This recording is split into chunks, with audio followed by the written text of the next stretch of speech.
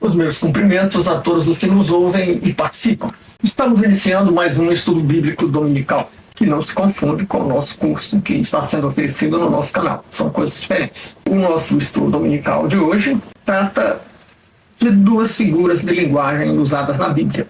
A Bíblia tem muitas figuras de linguagem, todo o texto grande, como é a Bíblia, com gêneros literários diferentes, porque na Bíblia tem obras que são os chamados livros da lei, tem os chamados livros históricos, tem os livros poéticos, tem livros proféticos, tem uma diversidade de gêneros literários. E essa diversidade de gêneros impacta fortemente na interpretação. Também é preciso levar em conta que quando nós interpretamos, ponderamos a época e o lugar em que o texto é escrito, quem escreveu, para quem escreveu.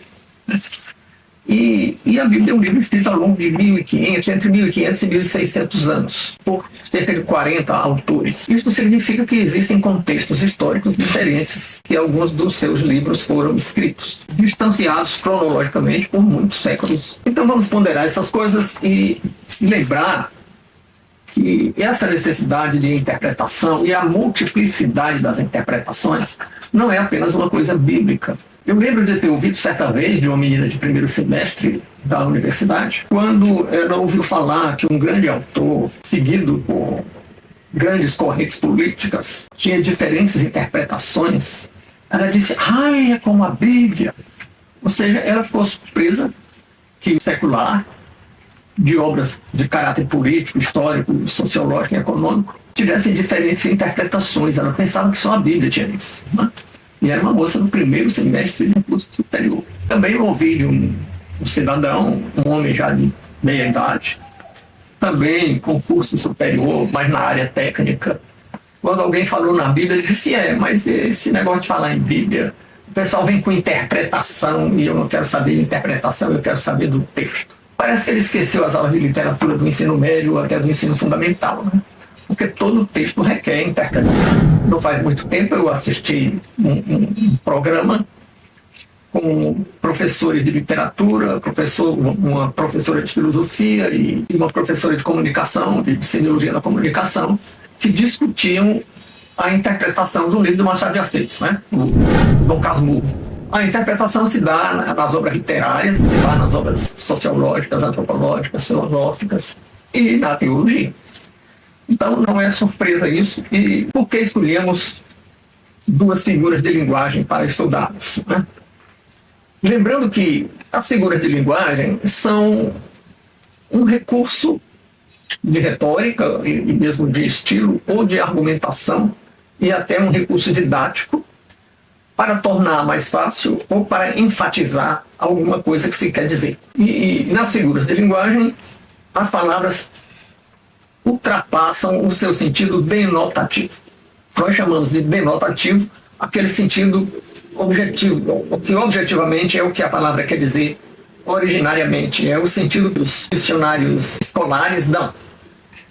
Eu enfatizei dicionários escolares, porque se a gente for para um dicionário técnico, um dicionário de filosofia, um dicionário de história, um dicionário de literatura, outros dicionários especializados, eles podem também ir além do sentido denotativo das palavras. Bom, então, figuras de linguagem expressam um sentido conotativo, dão uma conotação, que é uma forma de dar às palavras um significado diferente e imprimir algum sentimento, alguma ênfase ou, de alguma maneira, expressar uma adjetivação sem usar adjetivos. Bom, as duas figuras de linguagem que nós estudamos para o estudo de hoje, o fardo e o jugo. Por que essa duplicidade, a escolha dessas duas figuras, né? Afinal de contas, tem muitas figuras. A Bíblia fala em rebanho, quando se refere aos seguidores de Cristo. A Bíblia fala em assembleia, o eclesia, que deu a palavra igreja. A Bíblia fala em família, se refere a uma coletividade de seguidores de Cristo como família. E usa muitas outras figuras. Mas estamos aqui tratando de duas delas, né? Fardo e jugo. Isso porque essas duas figuras estão ligadas estão no âmago da doutrina do cristianismo. Porque o cristianismo, em sua essência, é uma doutrina de salvação. Embora o cristianismo também possa envolver e envolve uma moral e também envolve procedimentos para as relações horizontais, as relações entre os homens, e é aí que entra uma moral cristã. E até tem uma cosmogonia para relacionar o cosmos, a natureza, com o Criador. Está lá no Gênesis, o Gênesis tem uma rica cosmogonia, que é uma explicação do mundo que não tem a forma científica de tentar explicar o mundo. A ciência procura dizer como o mundo surgiu, como o mundo funciona, vamos dizer assim. E a cosmogonia, isso seria uma cosmologia. A ciência tem uma cosmologia. A Bíblia e a teologia cristã não têm cosmologia, porque não tem conteúdo científico. Elas têm uma cosmogonia, que procuram dizer por que a natureza é como é. Por que a natureza tem determinadas leis. E qual é a relação entre o Criador e a natureza. Então, o cristianismo tem essas coisas, mas não é essencialmente isso. O cristianismo é essencialmente uma relação pessoal com Deus, através de um mediador que ele nos deu, o Cristo. Cristo no grego e Messias no hebraico, né? Que é ungido, o enviado com unção. E ungido para cumprir uma missão. E a missão era reconciliar as criaturas com o Criador. E nós temos repetido isso aqui, e a repetição faz parte dos estudos. Quando contribui para elucidar alguma dúvida, é oportuno que se faça a repetição. E nós temos, então, uma relação mediada por Cristo, porque houve um rompimento de relações entre criatura e Criador. Quando o homem comeu do fruto da ciência do bem e do mal. Comer do fruto da ciência do bem e do mal significa chamar a si o juízo moral. Chamar a si as decisões de como se relacionar com o seu semelhante, de como se relacionar com a natureza, como se relacionar com o Criador. Eu tenho dito sempre, é como se uma criança que está protegida pelos pais em casa, e vamos dizer que a criança que está protegida pelos pais em casa está no paraíso, algo análogo ao paraíso do Gênesis, e resolve dizer: não quero mais a tutela dos meus pais, quero ser independente, quero tomar minhas decisões e vou sair de casa. Né? E foi isso que o homem fez quando comeu do fruto da ciência do bem e do mal. Isso seria um rompimento com os pais e foi um rompimento com o Criador. Então, a reconciliação foi providenciada pela parte ofendida, pelo Criador, que enviou, e logo no momento do rompimento prometeu que enviaria. Está lá no Gênesis, que a semente da mulher iria pisar na cabeça da serpente, ou seja, iria esmagar a intriga que separou criatura de Criador. Então, a promessa se cumpriu quando Cristo esmagou a cabeça da serpente na cruz, promovendo a reconciliação. Né? E era necessário que fosse Cristo que fizesse isso, fosse o Filho de Deus, porque quem repara uma ofensa tem que ser tão grande e tão importante quanto a parte ofendida. Então nós não poderíamos reparar a ofensa que fizemos. Né? E já no livro de Jó tem uma alusão. O livro de Jó é considerado o mais antigo dos livros bíblicos. E Jó, em um determinado momento, disse que precisaria de alguém entre ele e Deus. Na hora que ele tem alguma dificuldade no diálogo com Deus, ele disse: eu precisaria de alguém entre nós que intermediasse a nossa relação. Então, isso se deu. Então, a essência do cristianismo é uma relação pessoal com Deus. E por que eu estou dizendo isso? Porque as palavras jugo e fardo são pronunciadas pelo próprio Cristo. No momento em que ele faz uma síntese, e uma síntese extraordinária das relações entre Deus e os homens, intermediada por ele. Ou seja, ele faz uma síntese do cristianismo. E isso tudo nós estamos dizendo baseados em textos bíblicos que eu vou mencionar aqui na sequência dessa nossa conversa. Lembrando que estamos tratando, volto a lembrar, estamos tratando de interpretação, mas de um tipo de interpretação especial. Embora eu tenha lembrado que se faz interpretação, professores de literatura fazem interpretação, críticos literários fazem interpretação, mas nas ciências humanas, nas ciências sociais, historiadores, sociólogos fazem interpretação. E no estudo bíblico nós fazemos. Há uma semelhança muito grande, mas não é a mesma coisa. Né? Tem uma pequena diferença aí que termina sendo importante. Nos estudos bíblicos, nós reconhecemos a autoridade do texto que estamos estudando. Quando nós nos propomos a compreender, reconhecendo que esse texto é autoritativo, aí a interpretação recebe o nome de exegese. É uma coisa que só se vê em teologia. E no direito também se faz exegese. É uma coisa que muitos estudiosos do direito acham que ficou para trás, porque teve uma escola de interpretação jurídica que levou esse nome. Mas não era só a escola da exegese que fazia isso. Porque a exegese é uma interpretação que procura voltar ao significado original do texto, ao que o autor do texto quis dizer, ou o que o texto diz. Mas a exegese tem uma particularidade. Ela reconhece que o texto é autoritativo. Por isso só se fala em exegese em teologia, porque a teologia reconhece que a Bíblia é autoritativa, e porque no espaço forense se reconhece que as leis são autoritativas. Então vamos interpretar leis autoritativas, que têm autoridade. Né? É claro que tem uma discussão, até se fala em dogmática jurídica por isso, por causa do sentido autoritativo das leis. Da Constituição, lei em sentido amplo, envolvendo Constituição e tudo mais. Mas, quem conteste, eu vi até um estudioso do direito, um professor que dizia que não tinha dogmática jurídica porque em direito tudo se discute. Ele estava meio certo porque de fato tudo se discute em direito, mas não estava inteiramente certo, porque tudo se discute, né?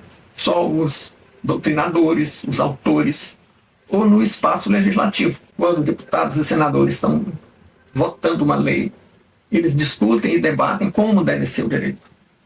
Então, quando professores discutem como deve ser ou como deveriam ser as leis, eles discutem. Aí é um campo que recebe o nome de zetética, que é um método que parte da dúvida metódica, não sei se é herdada do cartesianismo, do Descartes, que põe tudo em dúvida e discute tudo. Mas não significa que não exista o espaço forense, no fórum onde se discutem os processos, e aí a lei tem que ser autoritativa, até para o processo ter fim, porque se ficar a vida toda alguém contestando, discutindo, não termina nunca. Né?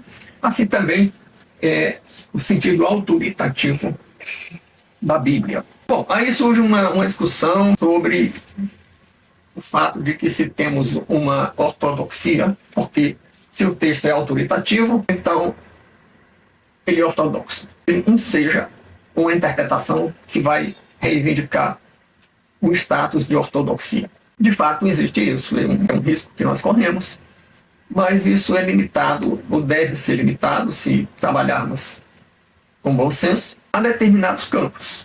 O que é uma ortodoxia do cristianismo? É aquilo que é muito claro, porque é reiterado inúmeras vezes na Bíblia, e que trata do que é a essência do cristianismo. Trata da doutrina de salvação. A questão da liturgia, ou questões relacionadas com a administração eclesiástica, a organização das igrejas organizadas humanamente em nome do cristianismo, o que se sentem, o que se reivindicam cristãs, isso não é acobertado pela ortodoxia. E nem é da essência do cristianismo, porque, de modo geral, a essência do cristianismo é o que diz respeito à doutrina de salvação, que trata da reconciliação da criatura com o Criador. Bom, feita essa longa preparação para o texto, essa longa introdução ao estudo específico, vamos ver as duas figuras, né? O fardo e o jugo. Como é que isso aparece? Isso aparece quando nós lemos Mateus, né? Mateus capítulo 11, versículos 28 e 30. Nós lemos: vinde a mim todos os que estáis cansados e oprimidos, e eu vos aliviarei. Tomai sobre vós o meu jugo, aí aparece a palavra jugo, né? E aprendei de mim, que sou manso e humilde de coração, e encontrareis descanso para a vossa alma, porque o meu jugo é suave. A palavra jugo aparece novamente, né? E o meu fardo é leve, aí aparece a palavra fardo. E é claro que isso é uma figura de linguagem, porque aí o Mateus está transcrevendo aqui as palavras do próprio Cristo. Não foram palavras do Mateus, aqui está no livro de Mateus, mas no Evangelho de Mateus, mas são palavras do próprio Cristo. E é claro que ele não estava se referindo só a alguém que estivesse com jugo. Um jugo é uma peça, um artefato que é usado para submeter animais, né? Para o trabalho. E é posto no animal uma peça que permite que alguém que trabalha com o animal o controle. Então, Cristo está se referindo a alguém que é submetido a controles, né? Aí é o sentido figurado, realmente, né? É o que nós chamamos de tropos da linguagem, ou figuras de linguagem. Então ele está oferecendo alguma coisa, está convidando alguém, está oferecendo alguma coisa. Então nós dizíamos, qualquer estudo de interpretação pergunta, quem é o autor? Quem é que está falando? Não é? É o próprio Cristo, é registrado por Mateus. A quem se dirige? Né? Quem são os destinatários? Então nós vemos aqui, vinde a mim todos vós que estáis cansados e oprimidos. Tem outra versão, outra tradução que em vez de oprimido diz sobrecarregado. E eu vos aliviarei. Então ele está se dirigindo aos cansados, aos sobrecarregados ou oprimidos. São os destinatários. A outra pergunta que se faz é, qual é a natureza do discurso? Natureza no sentido de dizer qual é o significado, qual é a categoria, qual é a classe do discurso. Esse vinde a mim é um convite. Né? Quando ele diz vinde a mim, começa, o versículo 28 começa dizendo vinde a mim, isso é um convite. Né? Agora, qual é a extensão do convite? Para alguns, é para uns poucos, não. Todos os que estáis cansados e oprimidos. E aí, de fato, exclui. Ele já não está convidando quem se acha plenamente realizado, quem se acha sem nenhuma necessidade de descanso, de amparo, de apoio. Né? Para quem reconhece, precisa de alguma forma de amparo. Todos vós que estáis cansados e oprimidos ou sobrecarregados. Quem está insatisfeito de alguma maneira. E eu vos aliviarei. Então, é um convite, mas qual é o convite? Em que consiste o convite? Em uma proposta de alívio. E aí vale fazermos aqui já um pequeno ensaio de interpretação sistemática ou sistêmica, que é quando a gente interpreta o texto não por um excerto, não por uma parte só, mas integrando diferentes partes do texto. Então temos aqui um convite, vinde a mim, todos estáis cansados e oprimidos, e eu vos aliviarei. E aí vamos ver que nos evangelhos o que está dito quando é anunciado o evangelho. João Batista, o grande precursor do Cristo, que iria anunciar a chegada do Messias, que diz, arrependei-vos, porque está próximo o reino dos céus. Então, esse reino dos céus era uma boa notícia. E a palavra evangelho significa boa notícia, ou boa nova. Né? Então, o convite é uma boa notícia. O convite faz parte da boa notícia. Então, o evangelho, o cristianismo é o evangelho. É uma boa notícia. O evangelho é a essência do cristianismo. E essa essência é uma boa notícia que está nesse convite, veicula uma promessa. Mas qual é o conteúdo da promessa? É alívio. Vinde a mim os que estáis cansados e oprimidos, e eu vos aliviarei. Bom, alívio significa uma maneira, alguma coisa que diminui o sofrimento, diminui uma sobrecarga, diminui uma ansiedade, diminui uma tensão. Alívio é aquilo que é capaz de trazer o que está escrito aqui no convite. Vinde a mim, todos vós que estáis cansados e oprimidos, e eu vos aliviarei. Tomai sobre vós o meu jugo e aprendei de mim, que sou manso e humilde de coração, e encontrareis descanso para a vossa alma. Então, alívio é o que promove descanso, né? Encontrareis descanso, porque o meu jugo é suave e o meu fardo é leve. Temos um convite do próprio Cristo, é o autor da frase. Os destinatários são os que estão cansados e sobrecarregados. E a natureza do discurso é um convite, e o convite é uma promessa de alívio, de descanso para a alma. Que tipo de alívio? Né?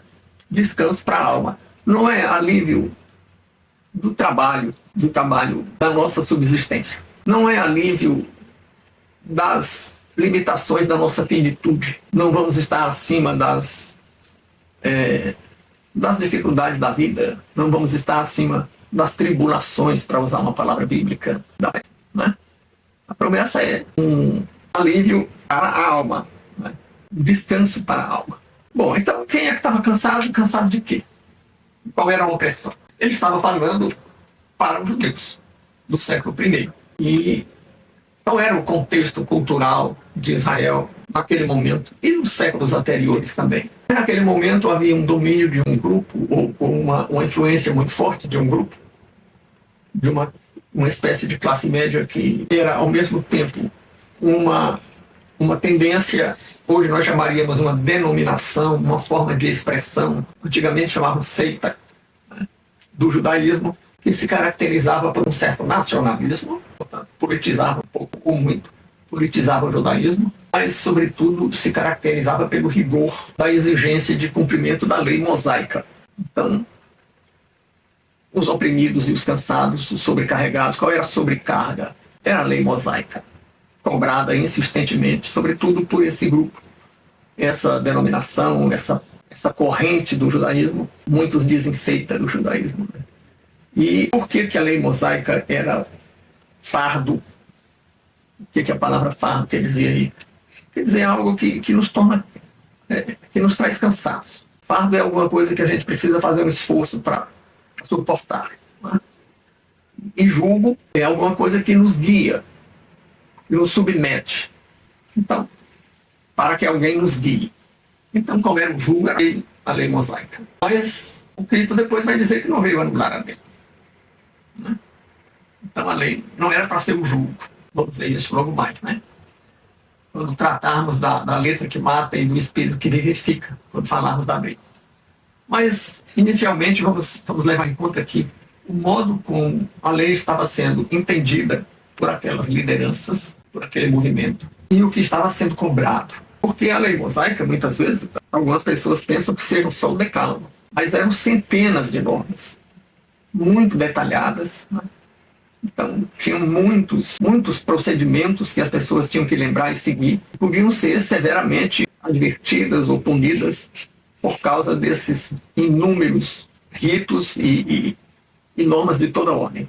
No sábado, tinha tantos passos que a pessoa podia dar. Se desse mais um passo do que aqueles... Havia um certo número de passos e, digamos, aí a memória agora não me permite dizer quantos passos deveriam dar.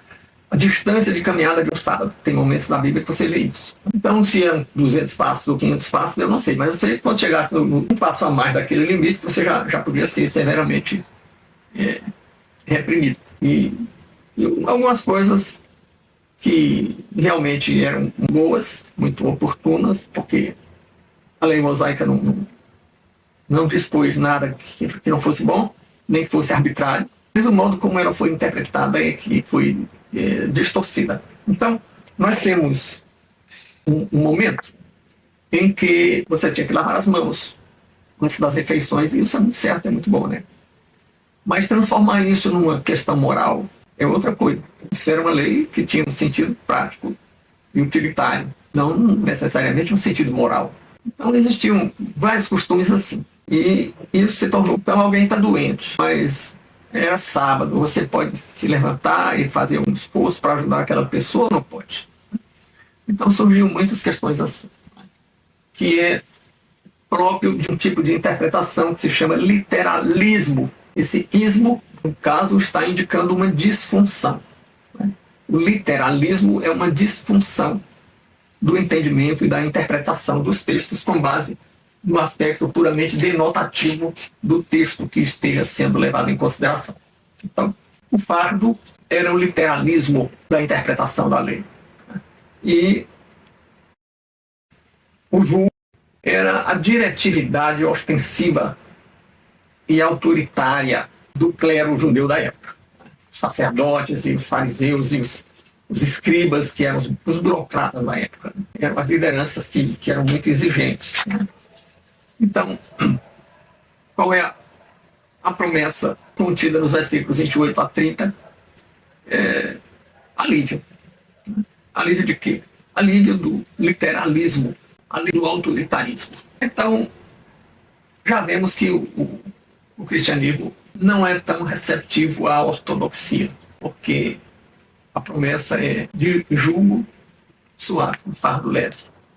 A ortodoxia e a exegese, que considera que o texto é autoritativo, fosse da essência do cristianismo levar à ortodoxia e ao autoritarismo, a promessa não seria de fardo leve. Então, como é que pode haver uma ortodoxia que seja um fardo leve? Veja bem, o Cristo não prometeu que não haveria fardo, nem prometeu que não haveria jugo. Ele prometeu um fardo leve, um jugo suave. Por quê? Porque ele não desautorizou a lei. Não desautorizou o sentido autoritativo da Bíblia, das Escrituras, como se dizia na época, né? E ainda hoje se diz. Então, se ele preserva o reconhecimento de que o texto é autoritativo, porque tem fardo. E tem jugo, você deve seguir o texto. Mas, se o fardo é leve e o jugo é suave, então, porque o que está sendo posto de lado é o literalismo. O que levou, talvez, aquele cidadão que eu mencionei no início do estudo de hoje, que disse, você fala na Bíblia, mas eu não quero saber de interpretação.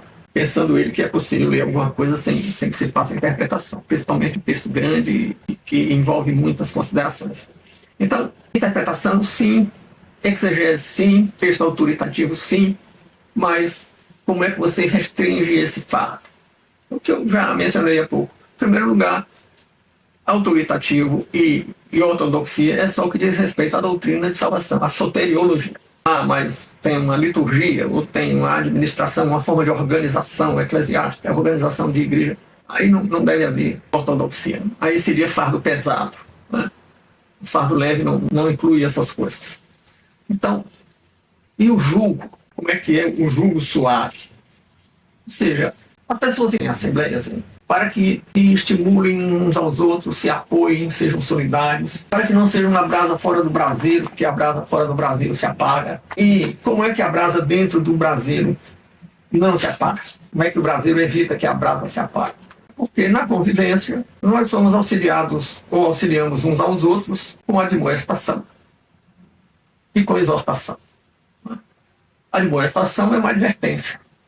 É alguém que diz, olha, nesse caminho aí onde você está indo tem buraco. Cuidado para não cair no buraco. Esse teu caminho aí é perigoso. Ou esse teu caminho aí não é conveniente. E vai diz por que não é conveniente. Isso é exortação. Ou melhor, isso é admoestação. Agora, quando alguém não apenas adverte, mas propõe alguma coisa, exorta e diz, você deveria fazer assim, ou não deveria fazer assim, aí você está exortando. E isso nos ajuda e ajuda muito. Porque nem sempre nós percebemos tudo que é conveniente. E muitas vezes percebemos, não nos conduzimos pela razão, nos conduzimos muito pela emoção. Eu costumo dizer que é um equívoco dizer que o homem é um animal racional. Primeiro, porque não é animal. Né? O homem foi criado depois de tudo, separado. Segundo, porque é dotado de razão. E muito dotado de razão.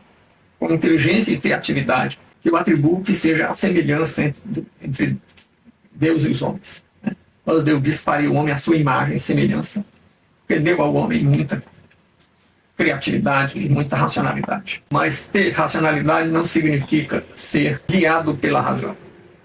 Ser dotado de razão. Mas não significa ter condutas predominantemente ou exclusivamente racionais. As nossas condutas são muito mais emocionais. E, para quem gosta de sabedoria do saber secular, pode consultar lá os manuais de psicanálise que vão dizer que nós somos guiados pelo inconsciente.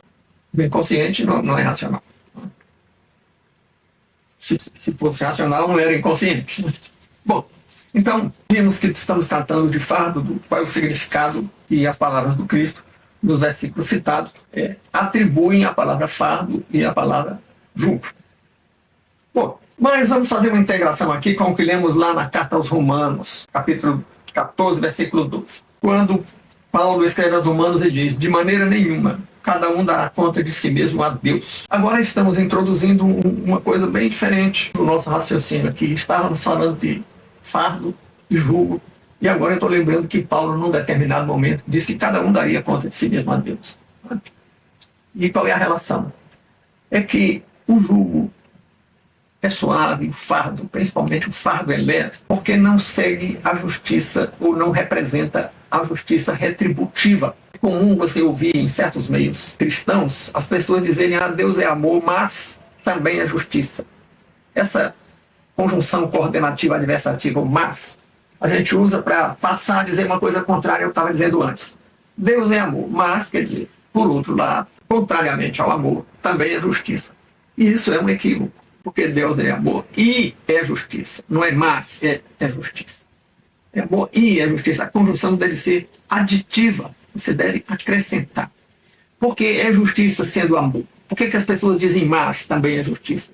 Porque entendem que se for amoroso não é justo. Porque para ser justo em determinados momentos é preciso castigar. Mas essa é uma justiça retributiva que também existe. que também está prevista no cristianismo. Mas a justiça de quem se coloca sob a proteção do Messias, quem aceita que o Messias seja o Senhor da sua vida, se coloca sob a proteção dele, porque se coloca como remido por ele. Remissão é em que alguém paga a conta ou paga as dívidas de outrem. E o Messias pagou a nossa conta como? Morrendo, porque a ofensa que tínhamos feito a Deus, chamando a nós mesmos o juízo moral, nos leva à morte. Morte espiritual, não é morte biológica, né? Senão todo mundo tinha morrido. Mas essa morte espiritual, que era destinada a nós, Cristo se colocou no nosso lugar e morreu biologicamente para simbolizar a nossa morte espiritual, e ressuscitou para dizer que agora estava apto a nos absolver das nossas culpas. Quem aceita isso, quem diz que em Cristo está aceitando isso. Crer não é só, a gente precisa buscar o significado e o alcance, né? Então, todo estudo nosso eu repito isso. Então, qual é o alcance da crença? O alcance da crença é: creio. Mas creio, como é a minha crença? Que eu creio no Cristo. Eu creio que ele me substituiu na morte. É a chamada morte vicária, que quer dizer substituta, né? E se me substituiu, eu agora já não morro. Eu agora tenho vida eterna. Porque e como é que eu ganho esse prêmio?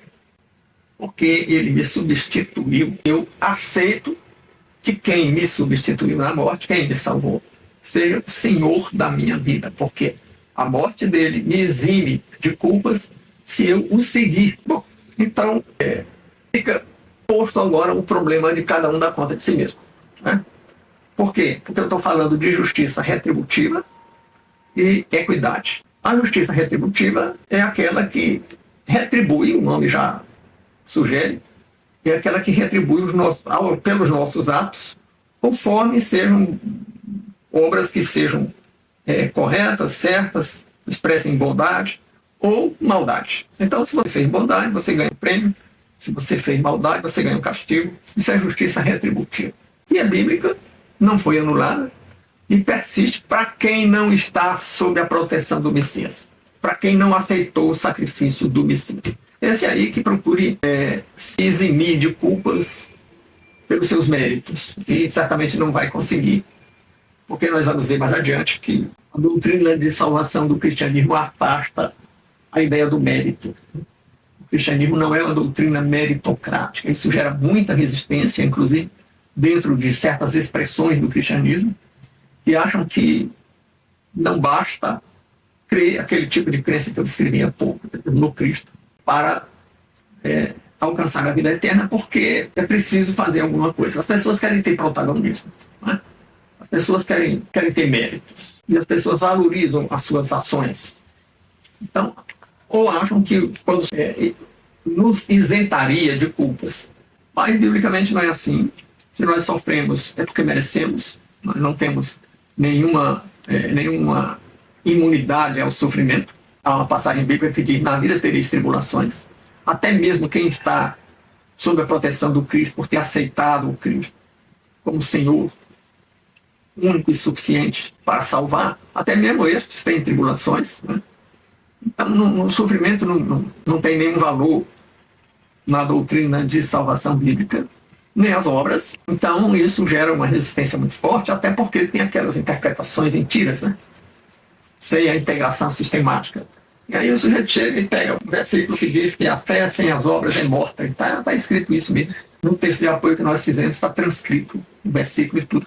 A fé sem as obras é morta. Mas está lá em Efésios, capítulo 2, versículos 8 e 9, que a salvação não vem das obras para que ninguém se glorie. Pela fé sois salvos. Pela graça sois salvos mediante a fé. Isso não vem de vós, é dom de Deus. Não vem das obras para que ninguém se glorie. Está lá em Efésios 2, capítulos 8 e 9. A crença é nesse sentido. E, portanto, o fardo é leve. O jugo é suave.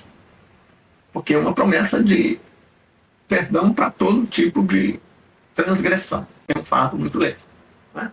Mas por que então não é sem fardo? Porque uma vez que o cristão aceita isso e se torna um seguidor de Cristo, se isso é verdade, ele deve começar a se transformar em nova criatura. e, portanto, deve ter conduta condizente com isso. Porque se aceitar a Cristo significa seguir o que ele manda, e se eu sigo o que ele manda, a minha conduta muda. E se a minha conduta muda, então essa fé que me leva a seguir o que ele manda deve produzir obras como consequência. Eu mencionei no outro estudo recente, e isso eu até fiz uma analogia com um livro de biologia de há mais de 60 anos atrás, quando eu estava fazendo o que hoje chamam de ensino médio, e na época se chamava científico, que dizia: seres vivos não se adaptam para sobreviver. Os seres vivos sobrevivem porque se adaptam. Então não tem nada a ver, mas a gente pode fazer uma analogia e dizer: olha, nós não agradamos a Cristo, não agradamos a Deus porque fazemos boas obras. Mas nós fazemos boas obras porque seguimos a Cristo. Coisas diferentes. Né? Lá em 1 Coríntios 6, 12, nós lemos. Sim, então voltamos à ideia do cada um dará conta de si mesmo. Então, se o que eu estou dizendo é que a justiça de quem segue a Cristo, para quem segue a Cristo, não é uma justiça retributiva. A justiça retributiva é só para quem não segue a Cristo. E para quem segue? Para quem segue é equidade. E o que é isso? Na equidade, o juiz leva em conta as condições, as circunstâncias, as capacidades, as necessidades do réu, vamos dizer assim. Então, como fazer essa análise se ela não for individual? Eu sou filho de Abraão, os judeus pensavam. Então, eu não dou conta de mim mesmo a Deus. Eu me apresento como filho de Abraão, eles pensavam. Então, não dá para pensar numa equidade individual. Até pode pensar nas necessidades, nas circunstâncias, nas limitações do povo judeu, dos filhos de Abraão, mas não do João, do José e tal. Né? Do mesmo jeito, se nós nos colocarmos como membros da igreja tal, nos colocarmos como da etnia tal, ou de um grupo profissional, então a equidade até poderia ser cogitada para a coletividade, mas não para o indivíduo. Se ele não se harmonizasse, não se encaixasse bem naquela coletividade, ele estava fora. Não teria equidade para ele. Né? Então, a ideia de que a responsabilidade, vamos comparar com a responsabilidade penal, é intransferível, está muito ligada à individualização das penas. Né? Então, nós temos aí uma individualização da responsabilidade perante Deus. E isso é o que abre a porta. Alguém pode pensar que isso é dureza. Não. A individualização da responsabilidade não é dureza. Isso abre a porta para a equidade. E a equidade leva a uma... E a empatia foi tanta. Na empatia, uma pessoa se coloca no lugar da outra. Né? E o Cristo se colocou no nosso lugar, literalmente. Foi para a cruz no nosso lugar e morreu no nosso lugar. Né? Então, a equidade está muito ligada à individualização das responsabilidades. Cristo não morreu por alguma coletividade. Ele morreu por cada um de nós individualmente. Né? Então, nós lemos lá em 1 Coríntios 6,12. Todas as coisas me são lícitas, mas nem todas as coisas me são lícitas, mas eu não me deixarei dominar por nenhuma. Então, voltamos aqui ao jugo suave e ao fardo leve. Por que o fardo é leve? Porque Cristo estava polemizando, sobretudo, com os fariseus e com os escribas, que eram os fiscais da lei, vamos dizer assim, né? E que não levavam em consideração a equidade, só pensavam em justiça retributiva. E só entendiam a lei do ponto de vista do literalismo, não da literalidade e das figuras de linguagem. Então, há uma leveza no fardo oferecido, porque o fardo da equidade, amaciado, o jugo amaciado pela equidade, o fardo que se torna leve em razão da equidade, e da equidade que surge em razão da individualização das responsabilidades. Mas essa história de tudo ser lícito, nem tudo convenha, de tudo ser lícito, embora não nos deixemos dominar por nenhuma das coisas que, sendo lícitas, podem não ser convenientes, isso requer mais alguma reflexão que fica para o próximo domingo. Então, obrigado aos que estão conosco. Lembrando que se você que ficou até o fim, já faz com que a plataforma nos divulgue mais. Mas se você se corresponder conosco, mandar perguntas ou comentários, e se você der o like ou compartilhar, você estará ajudando a difusão e a divulgação do nosso canal. Quanto a comentários e perguntas, você também estará nos ajudando a direcionar de uma forma mais apropriada os nossos comentários para os que nos ouvem e participam. Muito obrigado e até o próximo domingo.